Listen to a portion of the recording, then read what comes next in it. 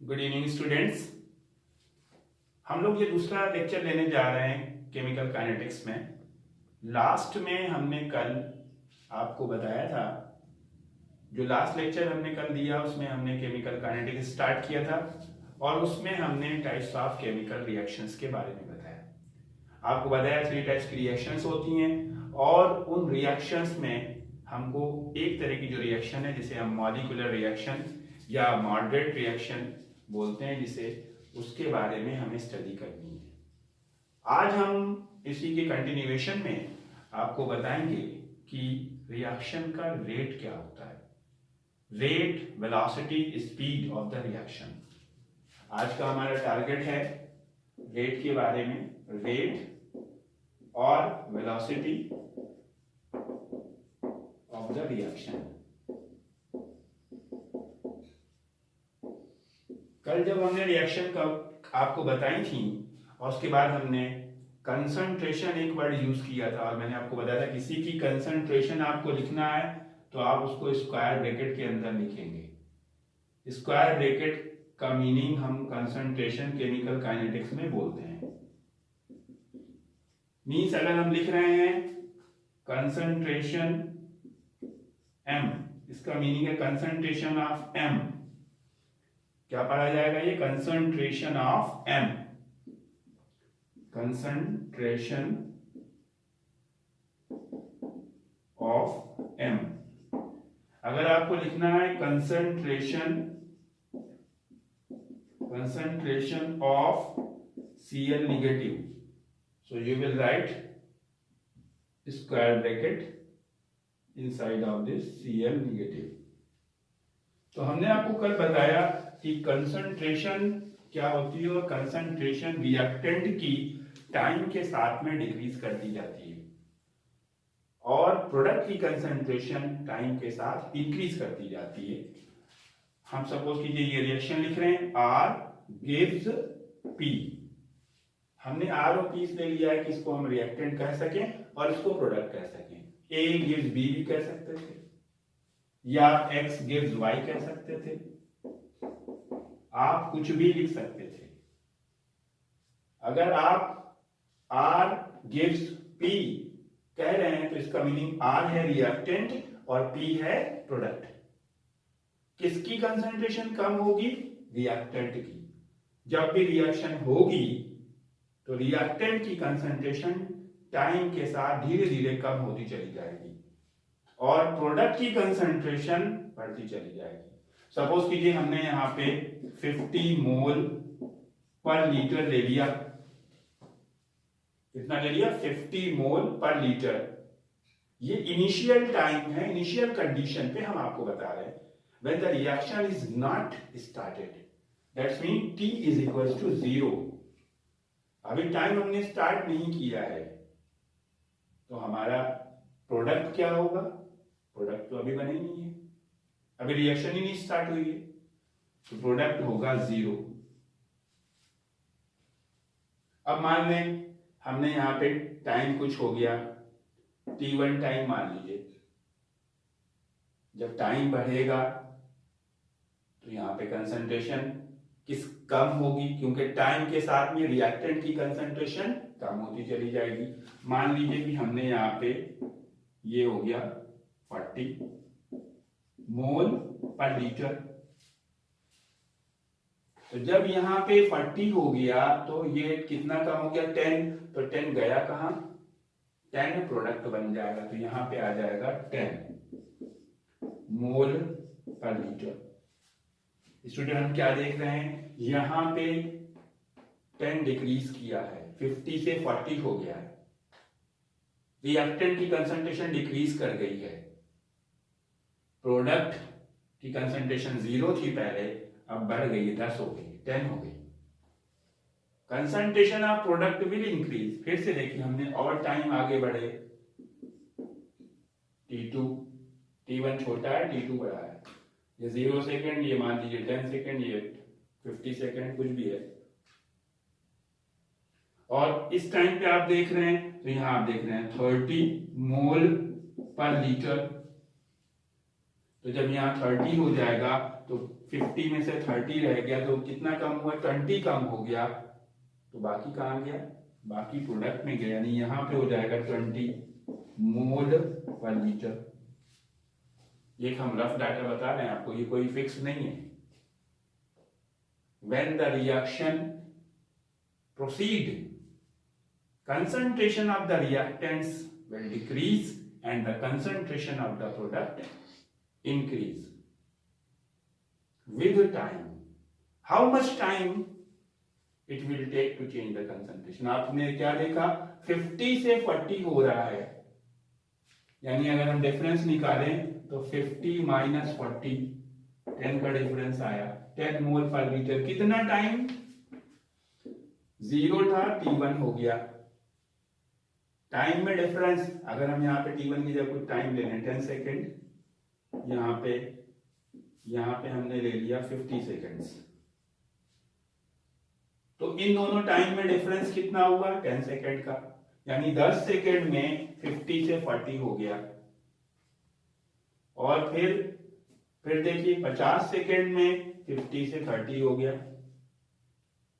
एक सेकेंड में कितना चेंज हुआ, change in concentration, change in concentration. Concentration किसकी चेंज होती है, दोनों की चेंज होती है, रिएक्टेंट की भी चेंज हो रही है, प्रोडक्ट की भी चेंज हो रही है। Change in concentration of reactant और product per unit time, per second. Rate की डिफिनेशन अगर बोलेंगे, rate is defined as change in concentration of reactant and product, और कर लीजिए, और product per unit time is called rate of the reaction. Rate of the reaction means अगर हमको rate निकालना है तो रिएक्टेंट की कंसंट्रेशन में कितना चेंज आ रहा है और कितने टाइम में आ रहा है, उसको हम डिवाइड कर लें। तो हम अगर फार्मूले में लिखेंगे तो rate is equals to change in concentration of reactant और प्रोडक्ट, कोई एक लेंगे, अपॉन टाइम इंटरवल। क्यों, आप चेंज चेक करें, 50 से 40 हुआ, कितने का चेंज, 10 का चेंज। 0 से 10 हुआ, कितने का चेंज, 10 का चेंज। फिर से देखिए, 50 से 30 हुआ, कितने का चेंज, 20 का चेंज। तो 0 से 20 हुआ, कितने का चेंज, 20 का चेंज। तो जितना रिएक्टेंट में चेंज आएगा उतना ही प्रोडक्ट में चेंज आएगा, लेकिन रिएक्टेंट में डिक्रीज होगा और प्रोडक्ट में इंक्रीज होगा। ओके स्टूडेंट्स, तो स्टूडेंट्स अगर हम एक फार्मूला लिखना चाहते हैं तो एक फार्मूला तो मैंने ये लिख दिया, rate of the reaction is equals to the change in concentration of reactant और product upon time interval.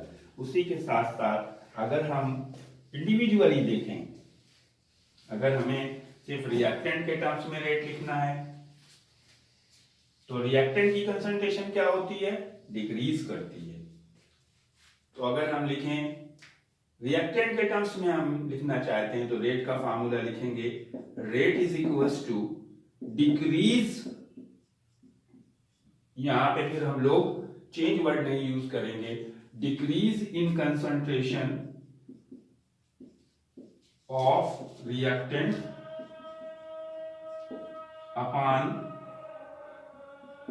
Time interval.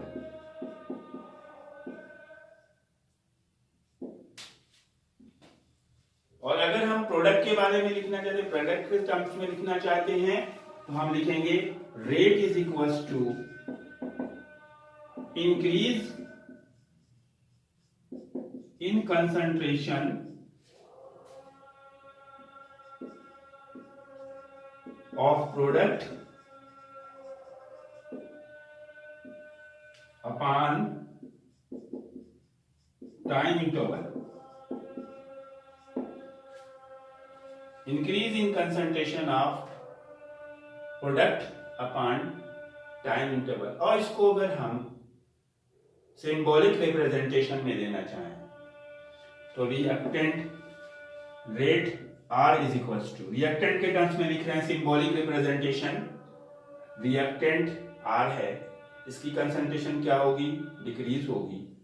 Decrease हो या इंक्रीज हो, डिफरेंस निकालना पड़ेगा। डिफरेंस के लिए हम डेल्टा का यूज करेंगे, delta concentration R upon time में डिफरेंस यानी डेल्टा T। लेकिन हमें कैसे पता चलेगा ये डिक्रीज हो रही है या इंक्रीज हो रही है, तो हम लोग यहाँ पे रिएक्टेंट के टर्म्स में माइनस साइन का यूज करेंगे। That's mean decrease in the concentration of reactant को लिखेंगे minus delta concentration R upon delta T। और उसी तरह से अगर हम प्रोडक्ट के बारे में लिखेंगे जिसमें हमने लिखा increase in the concentration of the product, तो हम लिखेंगे R is equals to delta concentration P upon delta T और पॉजिटिव प्लस साइन लगाएंगे। Decrease in the concentration of reactant और increase in the concentration of the product, that will be indicated by minus del concentration R upon del T और plus del concentration P upon del T। फिर से देखिए, अगर हम इसके unit की बात करें तो हमने बताया चेंज इन कंसंट्रेशन, कंसंट्रेशन हो या चेंज हो, कंसंट्रेशन का यूनिट क्या होगा, यूनिट ऑफ रेट, कंसंट्रेशन का यूनिट मोल पर लीटर और अपॉन टाइम, टाइम को हम स्टैंडर्ड यूनिट सेकंड में लेंगे, सो रेट का यूनिट हो गया mole litre inverse second inverse. This is the unit of rate of any reaction. अब स्टूडेंट्स, हम लोग जो रिएक्शन कर रहे हैं जिसमें कंसंट्रेशन में चेंज आ रहा है, वो कितने टाइम में कितना चेंज आ रहा है, रेट को हम दो तरह से इंडिकेट कर सकते हैं। और उनमें देखिएगा, अभी जैसे मैंने बताया कि कंसंट्रेशन रिएक्टेंट की चेंज हो, डिक्रीज हो, लेकिन हम यहाँ पे दो रिएक्टेंट ले लें, 2A plus B gives 3C plus 4D। इसमें दो रिएक्टेंट हैं, दो प्रोडक्ट है। जब रिएक्शन होगी तो दोनों रिएक्टेंट की कंसंट्रेशन डिक्रीज करेंगी, रिएक्टेंट तो प्रोडक्ट में कन्वर्ट होगा, दोनों रिएक्टेंट की कंसंट्रेशन डिक्रीज करेंगी। जितने भी प्रोडक्ट बन रहे हैं उनकी कंसंट्रेशन इंक्रीज करेगी। चाहे आप किसी भी रिएक्टेंट का यूज करके रेट निकालें, लेकिन रिएक्शन का रेट हर रिएक्टेंट से सेम आएगा, लेकिन उनकी कंसंट्रेशन चेंज होने का रेशियो अलग अलग आएगा। सपोज कीजिए हमने यहां लिया 10 मोल पर लीटर, 10 m लिख देता हूं, और यहां भी हमने 10 ले लिया, तो यहां होगा 0 और यहां होगा 0। जब रिएक्शन होगी तो ये मान लीजिए कि ये बचा 9, तो जो कि यहाँ पे अलग अलग नंबर हैं स्टूडेंट्स, देख लीजिए, तो यहाँ पे फिर 9 नहीं आएगा, कुछ और होगा। इसके अकॉर्डिंग और इसके अकॉर्डिंग कंसंट्रेशन में चेंज तो आएगा, डिक्रीज तो होगा। यहाँ पे 10 से 9 हो रहा है, लेकिन यहाँ पे 10 से 9 नहीं होगा। कंसंट्रेशन में चेंज हर रिएक्टेंट में इसको स्टोइचोमेट्रिक कोएफिशिएंट के अकॉर्डिंग चेंज आएगा, क्योंकि हर तो इसमें 10 का चेंज आया, तो अब आप इसके अकॉर्डिंग इसमें अगर रेट निकालेंगे तो 10 में से 9 या 1 बचा, टाइम से डिवाइड करेंगे। तो अगर आपको A के टर्म्स में A से रेट निकालना है, B से निकालना है, C से निकालना है, किसी से भी रेट निकालना है, लेकिन चाहे आप A से निकालें, B से निकालें, C से निकालें, D से निकालें, सबसे रेट की वैल्यू सेम आएगी। जब रेट की सेम वैल्यू आएगी तो इनकी कंसंट्रेशन में जो चेंज आएगा वो कैसे सेम होगा, क्योंकि यहाँ तो रेट कैसे निकलेगा अगर ये रिएक्शन है तो R इज इक्वल टू या रेट इज इक्वल टू, हम इसके टर्म्स में लिख रहे हैं, माइनस लिखना पड़ेगा क्योंकि रिएक्टेंट है, और जो नंबर है स्टोइकोमेट्रिक कोएफिशिएंट 1/2 डेल यानी delta concentration A upon delta T, जो नंबर है उससे डिवाइड करेंगे तब रेट आएगा। अगर B के टर्म्स में निकाल रहे हैं तो R इज इक्वल टू या rate is equal to minus तो लगाना ही पड़ेगा, और यहां पे नंबर कुछ है नहीं तो कुछ लिखने की जरूरत नहीं, del concentration B by del T। और अगर आप C के टर्म्स में निकालना चाह रहे हैं माइनस नहीं लेंगे, फिर प्रोडक्ट में क्या लेंगे, प्लस लेंगे, rate is equal to plus stoichiometric coefficient 1/3 del concentration C upon del T। और उसी तरह से R is equal to D के टर्म्स में plus 1/4 del concentration D by del T। देखिए यहाँ पे 1/2 से डिवाइड कर रहे हैं तो कोई वैल्यू आ रही है, यहाँ पे किसी नंबर से डिवाइड नहीं कर रहे तो भी कोई वैल्यू सेम आ रही है। कैसे सेम आएगी, यानी कि इनमें कुछ फर्क होगा। सपोज कीजिए यहाँ 10 है तो डिवाइड किया तो 5 आएगा, तो यहाँ पे अगर हम 10 रखेंगे तो डिवाइड करेंगे 1 से तो 10 ही आ जाएगा। ये वैल्यू रेट की चाहे इससे निकालें चाहे इससे निकालें, किसी से B से C से D से सारी सेम है। अगर सेम है तो हम R इज इक्वल टू लिख सकते हैं, R is equal to minus 1/2 del concentration A by del T is equal to minus del concentration B by del T is equal to plus del concentration 1/3 del concentration C by del T is equal to plus 1/4 del concentration D by del T।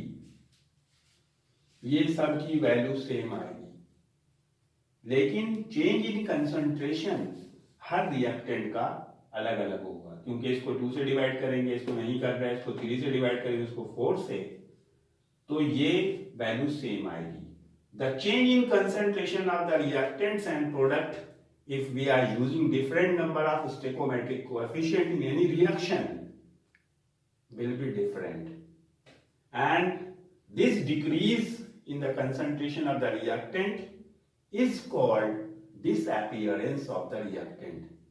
Reactant का जिस rate में कोई भी reactant decrease कर रहा है, क्योंकि इसका डिक्रीज करने का अलग कॉन्सेप्ट होगा, इसका अलग होगा, दोनों डिक्रीज करेंगे लेकिन बराबर से डिक्रीज नहीं करेंगे। उसी तरह से दोनों प्रोडक्ट इंक्रीज करेंगे लेकिन वो भी इक्वली इंक्रीज नहीं करेंगे। ओके स्टूडेंट देखिए, अब हम आपको एक रिएक्शन दे रहे हैं और उसको आपको इसी तरह से अलग अलग रिएक्टेंट्स के टर्म्स में लिखना बता रहे हैं। ये तो हमने जनरल रिएक्शन लिखी थी एक, जैसे हमने रिएक्शन ली N2 plus 3H2 gives 2NH3। अब इसमें दो रिएक्टेंट्स हैं और एक प्रोडक्ट है। अगर हम रेट के फॉर्म में लिखना चाहते हैं, रेट इज इक्वल टू तो minus del concentration N2 upon del T is equal to minus, यहाँ पे देखिए स्टोइकोमेट्रिक है 3 तो 1/3 del concentration H2 upon del T is equal to, ये प्रोडक्ट है, प्रोडक्ट में प्लस लेंगे और 1/2 लेंगे del concentration NH3 upon del T। तो अगर आपको कोई भी एक रिएक्टेंट की कंसंट्रेशन दी जाती है, change in concentration of H2 दी जाए, N2 दी जाए या NH3 दी जाए, तो आप रेट निकाल सकते हैं और उससे आप दूसरे रिएक्टेंट में कंसंट्रेशन में क्या चेंज आ रहा है वो भी निकाल सकते हैं। रेट आपके दो तरह के होते हैं, ये जो हम लिख रहे हैं डेल का यूज कर रहे हैं, डेल्टा, डेल्टा मीन्स चेंज, और ये चेंज बड़ा चेंज है। बड़ा चेंज की मीन्स कंसंट्रेशन जो रिएक्टेंट की ज्यादा डिक्रीज करे या प्रोडक्ट की कंसंट्रेशन ज्यादा इंक्रीज करे। अगर हम ग्राफ प्लॉट करते हैं तो हमने आपको बताया था, जैसे रिएक्टेंट के लिए हम ग्राफ आपको एक बार फिर से बता रहे हैं, ये कंसंट्रेशन ऑफ रिएक्टेंट लिया है और ये टाइम लिया है, ये हमारा चेंज हुआ है यहां से यहां तक, यानी ये डिक्रीज होके आ गया कंसंट्रेशन में। अगर हम बहुत थोड़ा चेंज लें, यानी यहां से यहां तक ही देखें, थोड़ा सा छोटा सा चेंज, बड़े चेंज को डेल्टा बोलते हैं, छोटे चेंज को डी, डिफरेंशियल फॉर्म में बोलेंगे, डी बोलेंगे। तो students, on the basis of the change in the concentration with time, for long time interval and for the great change or long change, we use delta, and at that time we will tell that will be the average rate. This is average rate. अगर हम delta के form में reaction लिख रहे हैं, इसका meaning ये है कि टाइम का इंटरवल बहुत ज्यादा है, यानी यहां से लेके यहां तक या बोलता है 10 सेकेंड 15 सेकेंड, उसे एवरेज रेट बोलते हैं। और दूसरा जो है इंस्टैंटेनियस रेट, एक पर्टिकुलर टाइम, एक पर्टिकुलर सेकेंड, यानी आपसे पूछा जाए 11th सेकेंड में क्या कंसंट्रेशन थी, ये इस पॉइंट पे यहाँ पे क्या कंसंट्रेशन थी, that will be called the instantaneous rate. That's mean rate कितनी तरह के होते हैं, रेट 2 टाइप्स के होते हैं, रिएक्शन के रेट या रिएक्शन की वेलोसिटीज 2 टाइप्स में। देखिए मोस्टली रेट ही यूज किया जाता है, वेलोसिटी का वर्ड बहुत कम है, लेकिन कोई कंपटीशन में वेलोसिटी आ जाए तो इसको रेट ही समझेंगे। One is average rate and second one is instantaneous rate. Instantaneous rate, इन दोनों के बारे में हम लोग नेक्स्ट लेक्चर में स्टडी करेंगे, लेकिन हम आज आपको अभी क्वेश्चन दे रहे हैं जिसके बारे में आपको इसके रेट, एवरेज रेट के बारे में एक्सप्रेशन लिखना है। रिएक्शन है 4NH3 plus 5O2, it gives 4NO plus 6H2। इसमें रेट के लिए, एवरेज रेट के लिए आपको एक्सप्रेशन लिखना है कि उनके फॉर्म में NH3O2 NO और H2O के टर्म्स में। आज के लिए इतना सफिशिएंट है, कल फिर मिलेंगे सेम टाइम न्यू वीडियो के साथ। Okay, good bye.